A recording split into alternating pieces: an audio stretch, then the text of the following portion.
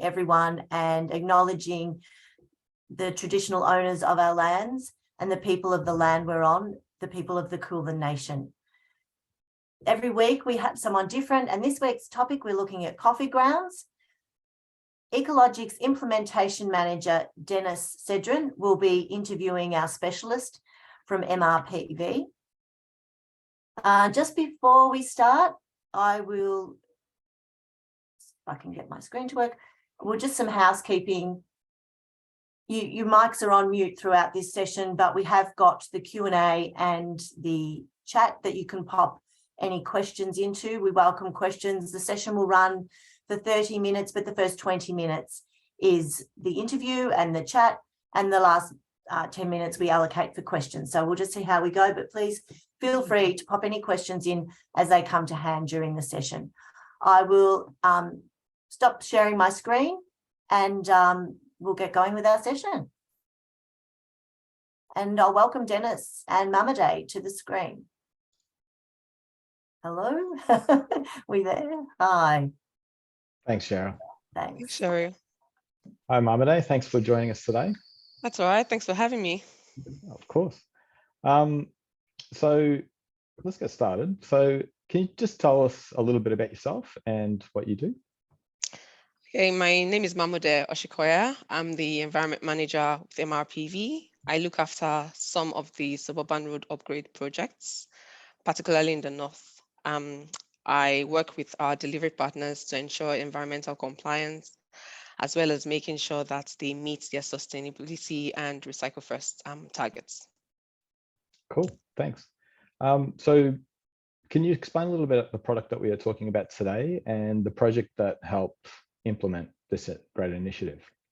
Okay, so we're talking about coffee grounds here, recycled coffee grounds, and it was implemented on Charles Road upgrade. Charles Road is a 1.5 kilometer road upgrade, and they used coffee grounds for their landscaping. Fantastic. And correct me if I'm wrong, was Charles Road one of the first implementations of the Recycled First policy? That's correct. It was kind of a green space for them. It was really, really challenging at the beginning because it was kind of a gray area. They were the first to implement the Recycle First policy, as you said, and they had to come up with a Recycle First plan. They had to walk through waters that had not been walked before. So yeah, it was pretty challenging at the beginning, but yeah, fruitful in the end. Well, that's fantastic. They led the way. So can you now explain some of the process that you went through in implementing this initiative, and I guess if there were any testing involved and so forth? Yeah, so this whole process started with a conversation on site. You know, someone from ACE Contractors, who's the delivery partner on Charles Road, you know, mentioned it. And usually recycled coffee grounds is used in farms. So you have the farmers, traditional farmers use recycled coffee grounds, and it was mentioned on site. And you know, I said, look, it's worth a try, you know. So they contacted Reground, a social enterprise, and they got a portion of coffee grounds delivered to site. And the sample was taken from the coffee grounds, and then sample taken from the topsoil, because the plan was to mix the coffee grounds with the topsoil. So they took samples from the coffee ground and samples from the topsoil and sent off to the lab. And it's also important to say that the person who actually thought about this left the project before the results came back from the lab. But the project team took that vision on, you know, and the results came back and was pretty good. So we sent it to the lab to just test against, of course, the VICRO standard and then Australian standard as well, a couple of tests done. And it came back well. There were certain recommendations given, particularly with that type of the topsoil on site, saying that they couldn't exceed more than 10% with the mixing ratio. So he came back with recommendations that was like a guidance document for the project to work on, pretty much. Oh, fantastic. That's really great that they took on the initiative, considering that the original person left the project. So that's a really great culture that they really trying to push forward. So So I understand that this was obviously a first to the project. So this was considered an innovation. Can you tell us Correct. a little bit about that? Yeah, it was considered an innovation because, like I said earlier, you would have the farmers, take coffee grounds, and I mean, coffee itself has coffee grounds. It has a lot of benefits. It's improves soil nutrients, supports plant growth. It repels insects and pests. It also increases biological activity. So it's something that is being used on farms, but it's never been done on a construction project. So you can imagine the kind of feeling they had at the beginning, saying, look, what will go wrong? What could go wrong? What happens if this doesn't work? But then they were bold enough, I would say, and they were bold enough to just take the step and say, look, let's try it. And that's why, like I said, it's an innovation. It's never been done in the construction industry, but it took the bold step, and everything turned out well, apparently. That's really good. Yeah. And so with this, can you elaborate a bit more about like the testing that you did? You said you came up with a ratio, a mixed ratio. How did they sort of get to that point which was defined, which is the exact ratio that they should use? Okay, so usually with the soil, the topsoil you use for landscaping, you have to test against the Vic-Roads spec 720.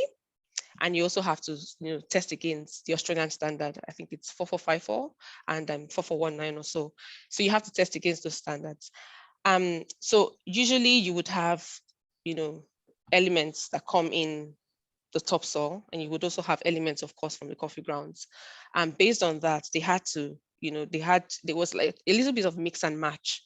Saying if I put in 5% of the coffee ground and then 95% of the topsoil, what do I get? And just like I said, because we have a specification, there's a standard that we have to work with that is approved already. So I guess pretty much they were looking for what they could mix together, what they could mix to make sure that we're not exceeding the threshold in those standards that we had to work with. And they came back with that 10% ratio. So we had to mix 10% and then the other with topsoil. When we did, the initial studies on site, we're expected to have like 600 cubes of topsoil for the landscaping. So with the calculation, it just meant we needed at least or maximum of 60 cubes of coffee grounds. Yeah. That seems like a lot of coffee grounds. A lot. I'm sure there's a lot more out there. Oh, of course. And it's also important to say that, at the moment in Australia, almost, I would say more than 26,000 million tons of coffee grounds goes to landfill, yeah. And sorry, I meant 26,000 tons. I meant to say 26,000 tons of coffee grounds goes to landfill. And Reground, the social enterprise, they divert over 850 tons every year. And then if you do the maths, you realize that they're diverting like 3% of the coffee ground. So we ask ourselves, that's a lot. But then what happens to the other 97%? They're going back to the landfill. Yeah, absolutely. Yeah. That's a very interesting stat. Yeah, it is. And it's growing. It's growing because we have people who tend to love coffee more every day. Yes. Absolutely. It's one of those things that you drink more coffee. Yeah, exactly. So obviously Reground were heavily involved with this process. So were there any other people or companies involved to get this across the line? Yeah, apart from Reground, of course. And like I said earlier, Reground is a social enterprise. It's also important to state that the coffee was delivered to site at absolutely no cost because it's a social enterprise. But of course, I have to give accolades to ACE Contractors, who are the delivery partners on that project. Like I said earlier, it was a dream for them. Like everyone owned it. Even though the person who talked about it, who started the process, left the project, every single person owned the process, owned that dream. To the excavator operator, who had to be very careful with his mixing, to the sustainability and environment team on site, to the comms team, the managers. I mean, if you think about it, imagine you know, being a manager and you have someone walk up to you and tell you, look, I want to try this thing and it's going to cost us money. I need to take this to the lab to get this tested. And it's something that has never been done. You know, as a manager, you'd have that, you know, doubt in you to say, look, why do I really have to do this?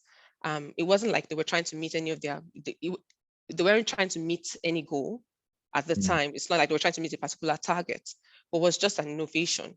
You know, it was an initiative that someone thought about. So I of course, I have to give them that accolade as well, because, you know, they pushed it.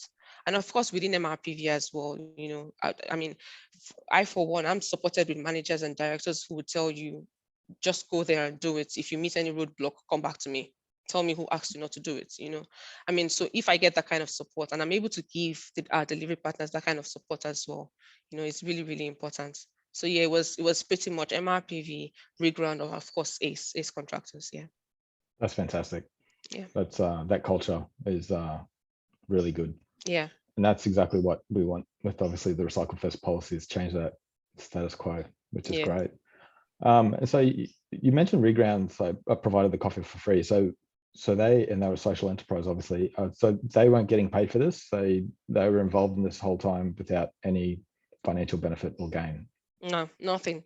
So they are a social enterprise. They collect coffee grounds as well as recycled plastics from around and then deliver them to people. And I think their objective is to make sure that they're diverting waste from landfill. And that's it. Yep. They get funds, I guess. They get funds and grants, but then it had absolutely no cost to the project. No cost. Yeah. Wow. Interesting. Accolades to them. So you spoke about the benefits of the coffee grounds in the topsoil, but do you find that there were any other benefits that came about from this initiative? Oh, yes. I mean, it helped the project also meet the social procurement target, which was really, really important as well. And then, of course, you know, I would say the publicity also gave Reground as well. It was really good. I mean, Reground was like a finalist for the Premier's Sustainability Award, you know, and they also won the Melbourne Award for Sustainability. I think that was last week as well, you know. So they've come to the limelight with this, which is really, really good, you know. So there were other benefits. Yeah. Oh, that's fantastic. So what were some of the challenges and barriers that you faced, and how did you overcome them? Coffee grounds is known to have high phosphorus, nitrogen, potassium, a couple of elements. So I guess one of the recommendations, you know, the recommendations we got from the lab saying that we couldn't exceed 10%. When that recommendation came, I remember I was on site that day, and when we had a look at the results, you know, I think we kind of fidgeted a little, like, how do we ensure we do not exceed this 10%? You know, so that was kind of a challenge for us. But I guess we were able to overcome that challenge because everyone was on board. Everyone owned the process, you know, being able to ensure that we do not exceed that 10% mixing ratio was a bit of a challenge. And then apart from that as well, Reground was, you know, they were bringing the coffee grounds to site, and every delivery was about 1.5 cubic meters, you know. And imagine we were aiming for 60 cubes. So you can imagine how many deliveries we needed to get. For Child's Road, because it was it wasn't such a large project, it was easy for us to plan. We could receive the coffee grounds in batches and then, you know, roll out the landscaping package in batches. You know, we also had a little, you know, stockpile location where we could just seclude for that whole mixing propaganda, you know. But that said, it was also a challenge. So, you know, talking about, and I'm saying this because some of the people who want to plunge into this as well for, you know, bigger projects, one of the limitations might be being able to get the coffee grounds you need for your project. You might need to start planning early. Make sure that you have maybe a stockpile location, you can start receiving the coffee grounds, you know. Yeah, so being able to receive all the coffee grounds that we needed at the time, yeah, was a bit of a challenge. Yeah, cool. So the logistics around it all. Correct. Yeah, that's great. So were there any lessons learned from this whole process? For me, as a reminder that waste isn't waste until it's wasted.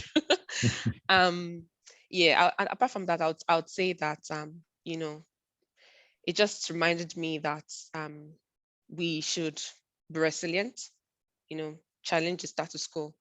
And it also, you know, just enforced the importance of having a very good support structure, because there's so many people who have these ideas, you know, beautiful ideas, but they don't have that support to push these ideas to fruition. Yeah, so this just, you know, what I learned from this is, look, if you have a good support structure, I think you can, I mean, you can take over the world. Yeah. Because I think that's, yeah, and in this, you know, in this walk, in this process of, you know, getting ourselves into the circular economy, we need that support structure, you know, because there are so many things that that used to be business as usual that we would have to challenge, and you don't want to walk that walk alone. And I think that's what I learned from this. You can't walk it alone. You need a good support structure. You need people who you can speak to and would give you that nod and say, yes, you're fine, go. I'm waiting here. I'm with you on the journey, you know. Yep, Yeah. that is very true. That can be applied to many things, that's for sure. 100%. Yeah. And that's fantastic that you got it from the contractors. Yeah. So obviously the project itself and the team were extremely happy with the outcome. So were there any other projects that considered going down this path already that you know of, or? Yeah, I know a couple of projects that have reached out to me already. A couple of contractors have reached out to me, and I know one that has actually started the process of going to the lab as well. So yeah, a couple of people. I'm hoping after this Lunch and Learn, so many people will reach out as well, because I think and the dream is to have so many other construction projects have this as well, roll this initiative out. So yeah, Cool. fingers crossed. Yeah, I'm sure it will. I'm sure it will. Well, thanks a lot for that. That's been great. Do you have any final last words of wisdom? Last words of wisdom. I think I said this before. Challenge the status quo. I mean, if we are thinking about having a sustainable or I would say a circular economy, then we shouldn't take business as usual. Business as usual cannot be business as usual anymore. You know, we need to start thinking outside the box. When you think about something, speak to someone about it, and don't kill the dream. You know, don't kill the dream. Make sure you're supported by people who have the same dream with you. And it takes a village. I would say it takes a village. It's not Yep.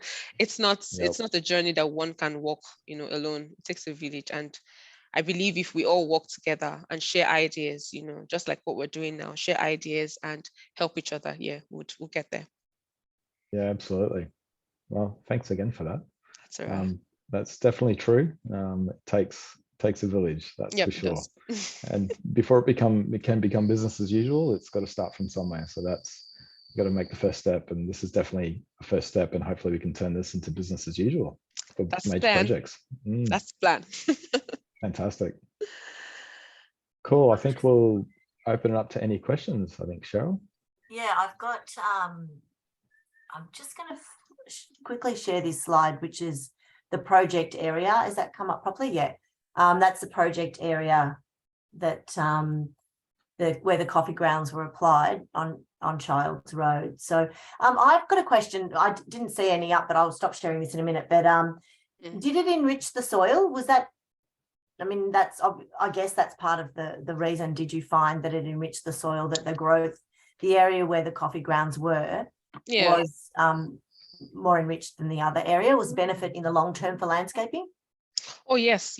Like I said earlier, when you mix coffee grounds with soil, it improves the nutrients in the soil. You know, improves plant growth. It's you know, it also improves water retention. So it has a lot of, you know, advantages.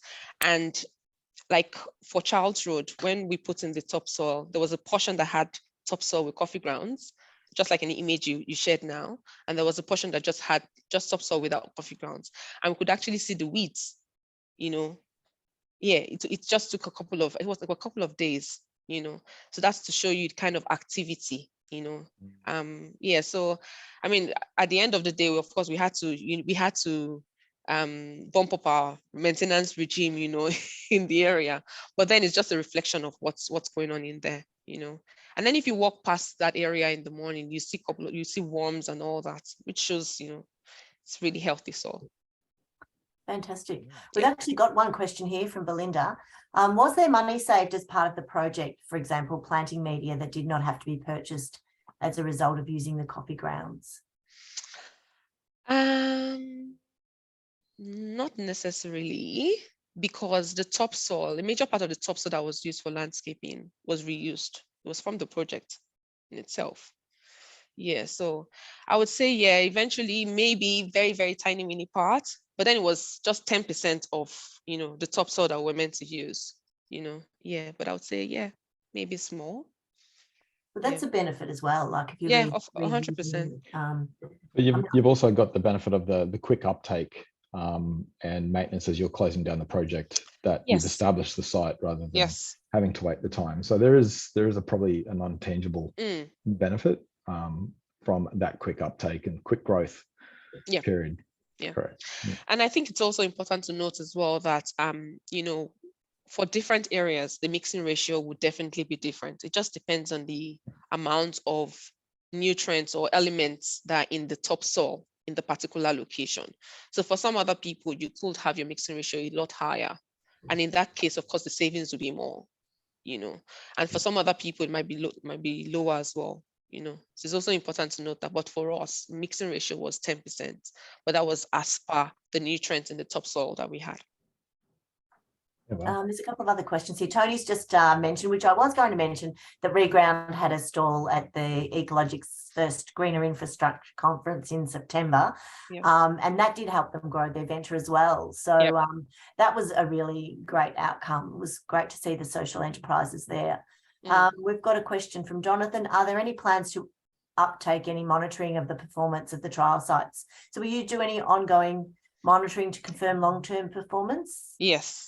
Thanks for mentioning that. I forgot to add that as well. So that's something that we have on our radar. Yes, definitely. Especially because it's one of its kind. It'll be good to follow up. Yes, so definitely. And did you find any differences in soil erosion or soil leaching? No, but we know that coffee grounds helps with water filtration. So nothing out of the ordinary. Yeah, nothing out of the ordinary. We've got the questions coming in now. Is there potential to gather grounds from project neighbours? This is something we actually didn't touch on. From project neighbours in the future, like having a bin near site and the comms team informing neighbours. That's interesting. Well, that's a conversation we had the other day. That's really interesting. So I'll tell you what, on Childs Road, I think they received like the first 2 deliveries, and then they thought to themselves, why would we put our own coffee waste, in our compost bin if we are keeping our coffee? We are keeping coffee here. So they said they had their own special coffee bin, and then they started taking out the coffee grounds. So the coffee grounds used in the site office actually went into landscaping. And I can tell you that ACE contractors as well are also delivering another project. And what they've done as well is to take out beans to the neighboring cafes, and they're already collecting coffee. So yeah, that's something that can be done 100%. 100%. There's no special treatment given to the coffee grounds that's been received. So the more the merrier. That's great. And I think you said the other day that Reground collected the beans from the cafes nearby for this particular project. Correct. So that's what they do. They drop their beans with the cafes, and then they just come to pick up. So they pretty much swap the beans. That's what they do. They go around and then swap the beans, but they're just trying to make sure that people are not throwing away the coffee grounds. It's not going to landfill. So give it to us. Even not for your plants at home. Sorry, was that deliberate that they targeted close cafes and close within the project district so as not to travel too far, or was that just how it happened?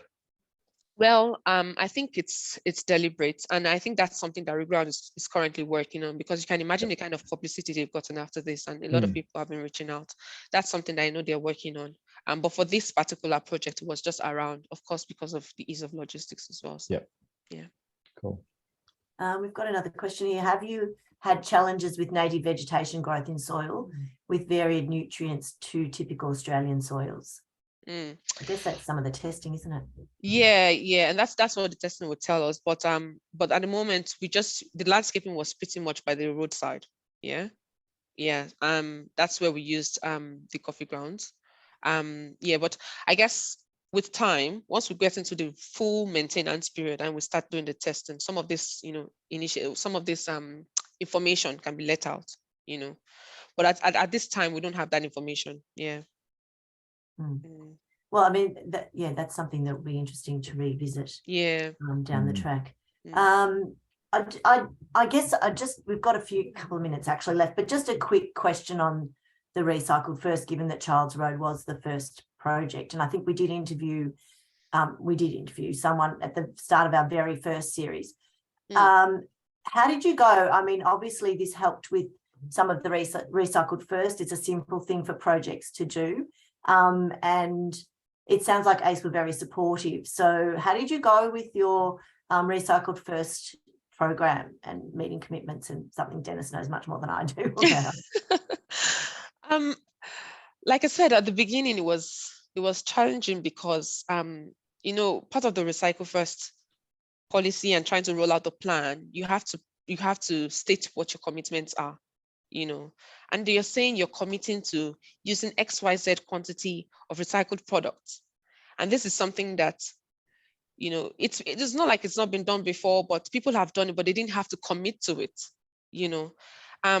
So I think with Charles Road, it was, like I said earlier, it was a kind of a great space, but I would give them thumbs up because they did really well. They had a full-fledged team that was ready to just go there and smash it. And I can tell you that I mean, the project is gradually coming to an end, and they'll get to practical completion in a couple of weeks. But I can tell you that I'm very sure they smashed it. Yeah, they did. I know I saw recycled pipes out there at one stage. So obviously had a variety of materials. Loads of initiatives. Yes. That's great. So they had all that. And that's what I said with at the beginning, something like coffee grounds was not on the table, So imagine going to your manager saying, hey, I want to do this. And the person says, what's in it for me? Yeah, but they bought the dream, they ran with it, and they delivered. Yeah. And we've got one more question. Would there be any difference in nutrient levels between bean types? Bean types? So different types of coffee. No. No, my understanding is it's all mixed. So you don't have the cappuccino in one corner and then you have the latte. It's all mixed. That's the understanding I have. Yeah, and I think different companies produce different beans, but I guess that would show up in the testing. Yes. Well, I think at the end of the day, you mix everything. You mix it. Yeah, it's. I mean, you wouldn't have the cafes have the beans separated. So it's all mixed. Yeah, it's all mixed. That sounds good. Yeah. That's great. Thank you both. I'm just going to quickly share the screen. We had to show you our ecologiQ. Is that working? ecologiQ, our email and our website. If you have any further questions, if you'd like to get in touch with Mamode or Dennis, or you have any questions for ecologiQ, this session is actually recorded. It will be uploaded on our knowledge share early next week. And you do need to have access to the knowledge share. So if you don't, you can let us know. We can also send you a Zoom link to it loaded up on our Zoom. But thanks again. Next week, I'll just quickly go. Next week, we're talking about porous pavement. Yarra City Council have conducted a trial well over 12 months ago, I would imagine now. And so that will be really interesting. Another great product, uses crumbed rubber and allows, it filters the dirt from stormwater, but it also allows the water to go through to the earth underneath. So I don't know if it helps with the flooding these days, but we'll find out all about that next week. But yeah, once again, thanks, Denis. Thanks, Mamode. Thanks for your time. Thanks for everyone attending. And next week will actually be our last session for this series. We'll look at doing a new series next year and maybe with some different angles. But yeah, thanks for your attendance. Thank you, Denis and Mamode. Thanks for your time. It's okay. Thank you. Thank you. Thank you very Bye. much. All right. Bye. Bye.